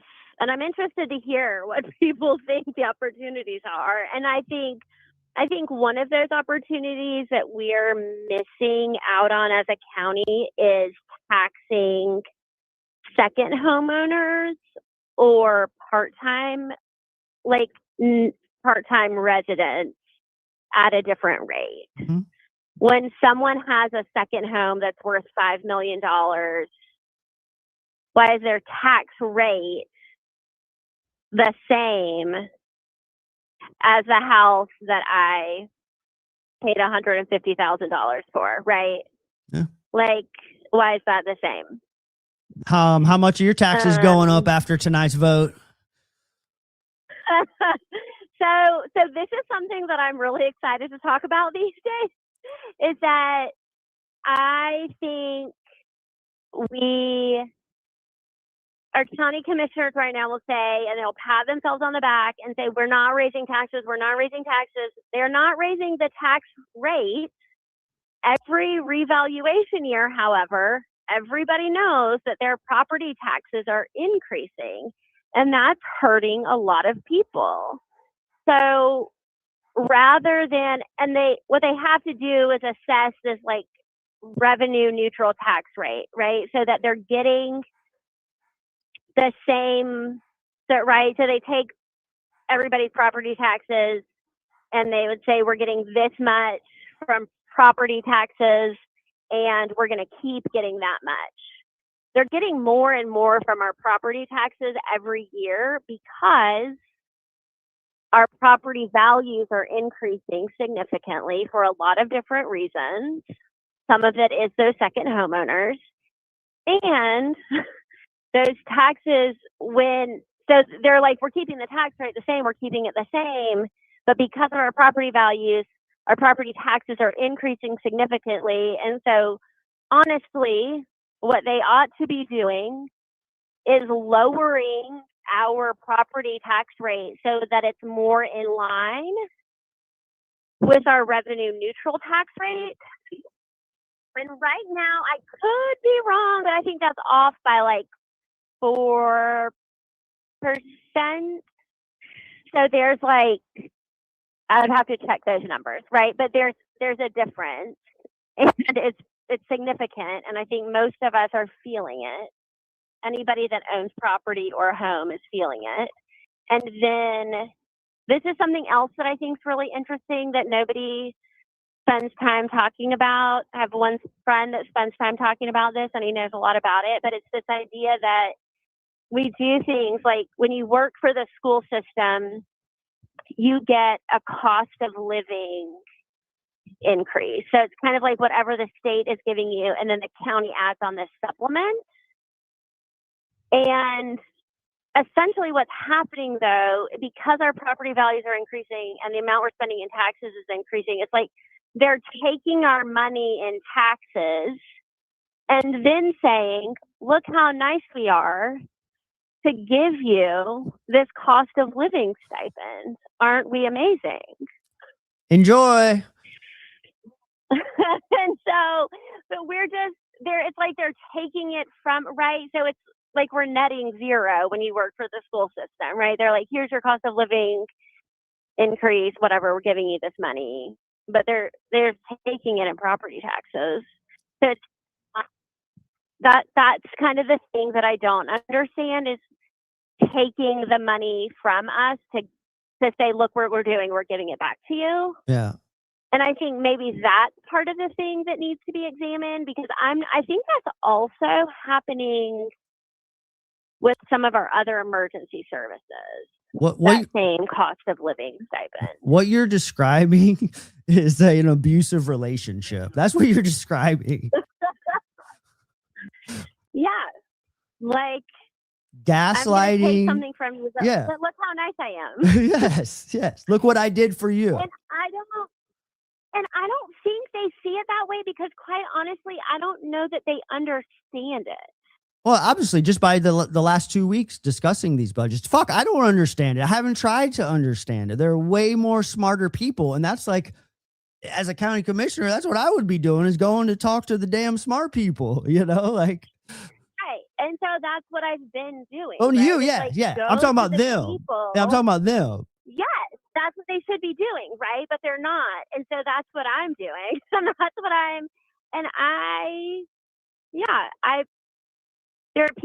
there are always going to be smarter people. And I'm like, what can they tell me about the topic that I don't know? And that's what our county commissioner should be doing. But instead, what they're like, the two people that I talk to the most about our county budget are both Republicans, because they're the two people that I think have the best handle on what's happening and how it's happening. Say that But again. Say that. Repeat that one more time for the people that just tuned in. The two people that I talk to the most about our county budget are Republicans, because I think they're the ones that have a grasp on what's happening. Not a county commissioner that's up for re-election, I'll tell you that. None of them. But I don't think it should be a partisan issue when we're talking about taking care of our community. And if I have access to these people, our county commissioners could also have access to them, right? Like easily. There's a way to do that, but they're not doing that. And instead, I think the people our county commissioners are talking to are people that have a far right agenda. And I think that's different than a Republican agenda. And I think that's different than people that just care about our community, right? When you have people who are honestly not a part of our community that come in and have agendas for what our budget should look like and what our spending should look like, those are not the people you should be listening to and getting all your information from.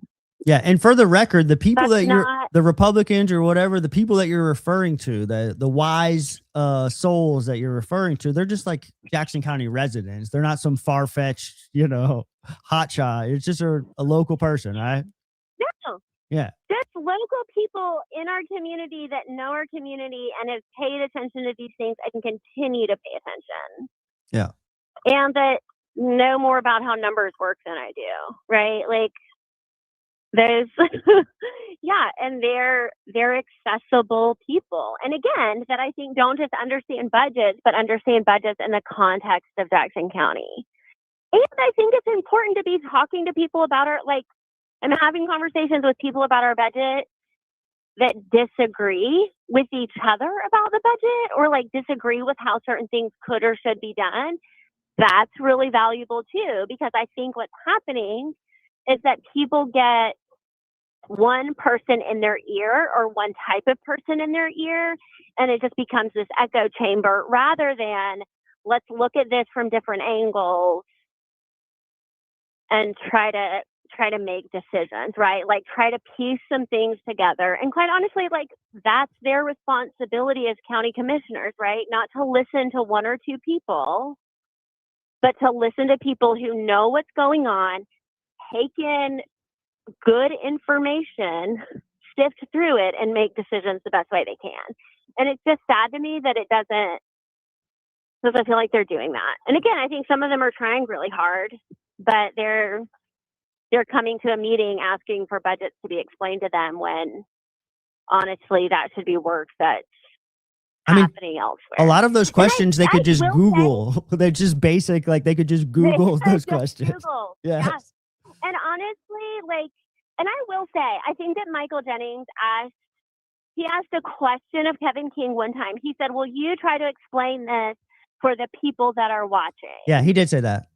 And I think that's really helpful too. Like, and to understand, like, as citizens, it's also important for us to do the work, not just to complain about, I don't know where this money's going, I don't know what's happening, but to take the time. And that's how I got myself into this whole ordeal anyway, right? It was like not as a person running for county commissioner, but as a person who's like, I am invested, I'm concerned, I'm intrigued, I need to understand what's happening. But think about the effort that's taken just in you and me to do that on a regular basis, just to pay attention to these things that truly matter. And then so much of our county folks are just like struggling to get by. It's hard to do. Yes. And they don't make it easy. They don't make it easy. They don't.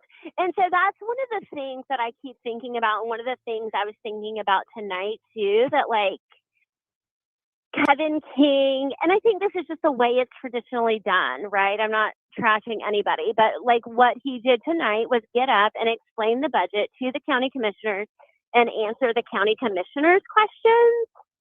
And I think there's room to explain some of these things in a way and in a venue for just general residents of the county, right? Like, how do we, because most of us are not spending hours, hundreds of hours a year looking at government budgets. And so what do we need to do, like, as a county, so that average people can understand their budgets without having, like, I was texting somebody about one piece of a budget for hours the other day, right? It's like everybody can't and shouldn't have to do that. Yeah. Yeah. All right. I won't keep you all night. You've had a very long day. I just wanted to tell you that you have some very well-behaved children. They sat through a 2-hour meeting and just read books the whole entire time in the front row with their mom. So kudos to your children for hanging. And that was real. That wasn't performative. I was like, bring something to do, and they brought their books. Yeah. And they're reading. I could tell that it was real based off of Antoinette's reaction towards the end of the meeting as things were wrapping up. You could clearly tell that was as authentic as it gets. Yeah, they're readers, and that's fun. Uh, So, yeah, do you have thoughts? I want to know what you think the county should be doing to be getting more money without taxing us out of our homes. I really don't know. And I think to start, I would probably want to talk to you about that privately, but I would to me, I think that we could better utilize technology to our advantage when it comes to like tourism and things like that. Like whenever we do something, like whenever I see these tourism, like agenda deals, like for example, I don't know who was behind it, but they put those little selfie stickers down on the corners down in front of the Uh-huh. police station. Uh-huh. Well, they installed those. I'm sure they had this big marketing campaign thing when they first came out. It was like last year. It wasn't at the beginning of this season. It was at the beginning of last season. And they had this big like publicity thing, and they put these little stickers down on cobblestone sidewalks. And this is like the selfie spot where you stand and take the perfect picture. And the intention is good, like well intentions, like here's a spot that you can get a very good shot and stay out of the road and keep everybody safe, right? But like it lasted for like a month and a half, and the little stickers just like peeling up off of the side of the sidewalk, and it just looks terrible. And I would walk by and look at it, and then like someone would just like flip it over so it's like flat again, and then like the next whatever, it would just blow away, you know? And so I'm like, okay, like I love the intention, but I love the intention, but like there's a better way to do this. You know what I mean? And so like here we are 1 year later at the beginning of this season. What do? They just go slap a new sticker on it. You know, the same exact sticker that was down before, just a brand new one. And so like, are we just gonna, and that's just like one little thing. So I would like to implement things that would attract more of a not younger crowd, but more of like a tech type of crowd. Like I would implement things to implement things within the county that would attract those types of people. Yeah. And I think that's the thing that's always going to be like a matter of finding the balance here, because I think a lot of us love the non-techie low pace of things. Well, and people come here for that. They come here for that. They come here for a slow life. Yes. We had friends stay with us earlier this week and over the weekend, and they're from like the Chicago area. They just wanted to sit on our front deck for hours because they were like, this is incredible. They don't want to go nowhere. They don't want to see nothing. They're fine right at your house. Yeah. Yeah. Uh-huh. Yeah, they're like, how could you live anywhere else after seeing this, like after being here, right? And so it's like this thing that we have that's beautiful and amazing, and how do we preserve and utilize at the same time the strengths that we have? And I think that is just a balance that we're going to have to figure out. And both you and I know what that feeling is like, because when we first came, right, we can relate to that feeling. 100%. You need to figure out a way to bottle that up better, better deliver that. Yeah. But and I think I don't know, I think we're going to attract more of a techie crowd. I think even as things like I think internet these days and phone service is significantly better than it was 5 or 10 years ago. Right? Like where I live, internet service is better than it was 2 years ago. I mean, yeah, for sure. I think if that continues. Yeah. How many people do you think are coming here because of our Berlin Wall exhibit?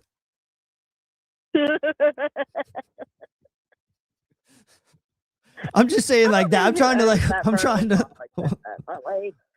like get more like friendly things. That's all I'm saying. I don't really know. I haven't put a lot of thought to it, but whatever it would be more like, it would be more on that, like that line of train of thought. Yeah. And I think our downtowns, right? It's like you think about Silva's downtown and you think about Cashers, and people love it. Like we love it, right?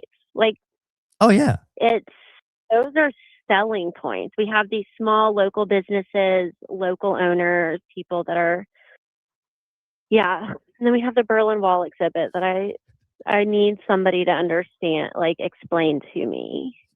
I need to know. Are you like going in there and decorating your own piece of Berlin Wall? This is important. I don't know. I've never been, but I'm going to wrap up. All right. I'm going to, chat with you. Thanks for coming. Thanks for calling in and giving me the rundown. Yeah. I'm going to see you on Thursday night at the Liberal Redneck Deal. I'm going to promote it. Promote it right now. You want to go ahead and promote it right now? Say, let's go. Yes, we're having a comedy show. They're called the Liberal Rednecks. They're coming Thursday night at Bridge Park. It is a free event. Bring your families, bring your chairs.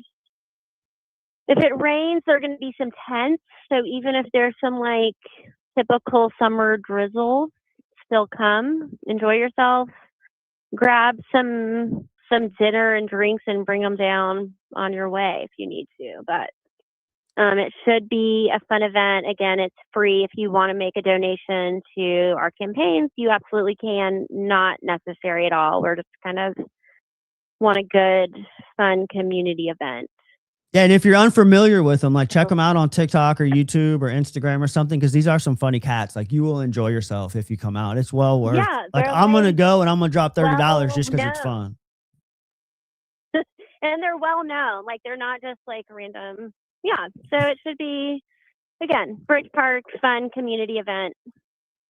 This is Look it not up on YouTube. This is not a White Moon open mic. This is not a White Moon open mic. This is a real deal. No, even though we're not trashing White Moon's open mic. I know. I just know. I know So some these people. are professionals. I know some people that go Professional over there and perform. Professional comedians at Bridge Park Yeah. support the Democrats Yeah, that are running in Jackson County. this Real year. professionals, like they are performing in Greenville like the night before at a real comedy club. You know what I'm saying? These are real cats. This ain't some. Yes. Yeah. Yes. All right, From Casey. LA or something. Yeah. Thanks for calling in. Awesome. Thank you. We'll talk Have a good soon. night. All right, you too. Bye bye. All right, y'all. This is almost a wrap. We're tying things up. I just want to tell you thanks for tuning in. That was a lot of fun. Encourage me to probably do more of these. I've always wanted to do a live watch party with these commissioners because they make it so outrageous, and I have never had the energy to. Tuesdays is my busiest day at work, and it's just hard to do. So but sitting back and watching like the last 4 or 5 meetings, I couldn't not do it. I couldn't not do it. So I don't know if y'all remember back a couple months ago, it was discovered that the Jackson County GOP in 2024 spent something like, was it, somebody fill me in, was it $13,000 or $25,000 they spent at Temu? They spent at Temu like $25,000 or $30,000 buying MAGA merchandise to resell at events that they host, and then also at their headquarters. Like you could go down to the headquarters and get a Trump fight shirt right now, probably still, but they have a bunch of merchandise in that building, and according to their financial records, they bought it off of Temu. I showed it all. It's actually still on my website, blackrabbitcollective.org. The spreadsheet is still posted up on my website. You could tune in. And so due to that, it was brought to my attention that the Jackson County GOP has launched a new commercial for some of their merchandise that they're selling over at the office. So I did, and fair share of airtime, I did want to give them some of this attention and let you guys know what is available over at the GOP office. Here we go. Let's do this. And let's I don't know. It was an inordinate amount of money. So we're going to watch this thing. We're going to watch this commercial that was sent to me by a Jackson County GOP member. And yeah, thanks for tuning in, y'all. That was a lot of fun. We will be back with another episode potentially soon in the next couple weeks, and then we'll be back for the next. We're just going to go ahead and say it. We'll be back for the next county commissioners meeting. We're going to do this all over again in 2 weeks. So like it or not, let's go. Are you an American? Is Donald J. Christ your personal Lord and Savior? Do you want to know where you can buy cheap Chinese apparel and accessories from Temu without the hassle of knowing how to use a computer? Shut up and take my money. Then come down to the Jackson County GOP headquarters located at 567 Mill Street in Silva, North Carolina. You'll find everything you need to advertise your devotion in red, white, blue, denim, and mossy oak. Like these patented Trump Signature Series knee pads. Strong enough for daily use, but portable enough for on-the-go kneeling. Be sure to grab the new and improved Pocket Abacus. It's now 35% smaller and great for all your budgetary needs. Pick up a tube of GOP chapstick while you're here. It's so smooth it'll make you want to cheat on your wife. If you got time, head on over to Jennings Serpentarium and Pettin Zoo. Get up close with a real live copperhead. Just be careful, they bite. Here at the Jackson County GOP, we bleed red, just like the color of China's flag. We're here to take the guilt out of buying cheap Chinese merchandise by buying it ourselves and selling it back to you. So be a real patriot and buy from the GOP. Your country is counting on you. Take care now.